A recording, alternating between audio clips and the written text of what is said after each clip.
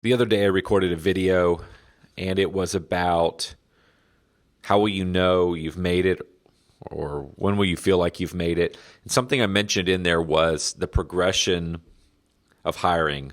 First an office manager, then a operational assistant, and then either a salesperson or an operations manager. And I wanted to expand on that thought a little bit. When you get advice from other people, people say you need to scale your company this way, or you need to hire these people, or you need to get a salesperson, and then you need to do this, or you need an operations person, you need to do that. And they'll tell you how they think you should do it based on what they've read or maybe what worked for them. But at the end of the day, you really have to figure out who you are, what you want, what you're good at, and what you're weak at. And the idea here is that you are looking for someone to fill your areas of weakness. If you want to grow really fast and you want to become really successful, it's not your job to figure out all of your weaknesses and spend all of your time focusing on making yourself better. And I'm not saying you don't work on becoming better at things.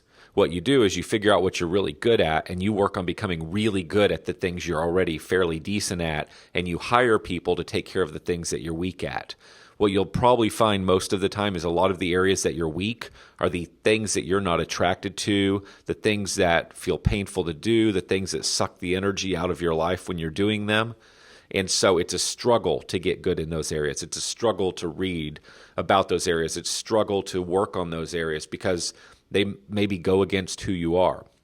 So what I believe the ideal is that you figure out what you're good at and what gives you energy and what you enjoy doing and what you do even if you weren't making a lot of money doing it, and then you focus on that skill and you become a master of that skill. You become excellent. If you're a salesperson and you love it, become a fantastic salesperson. If you're an operational person and you suck at it, you're not good at making processes, you never follow the process, you find all kinds of pain in building the process, find somebody to do that for you. You go focus on selling and growing the company, and you hire somebody that loves being an operations manager or operations assistant to fill in where you're weak. And together, you'll make a great team.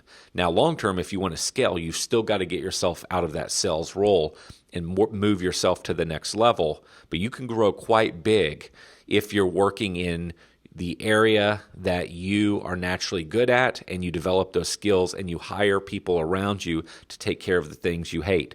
You hate doing a lot of the office stuff, hire somebody. You're not great at bookkeeping, don't do it, hire somebody. Granted, you've got to go sell enough to be able to hire these people, but if you want to go fast, you work on what you're best at, you hire people to do the stuff you're not great at and you don't love and it doesn't give you energy.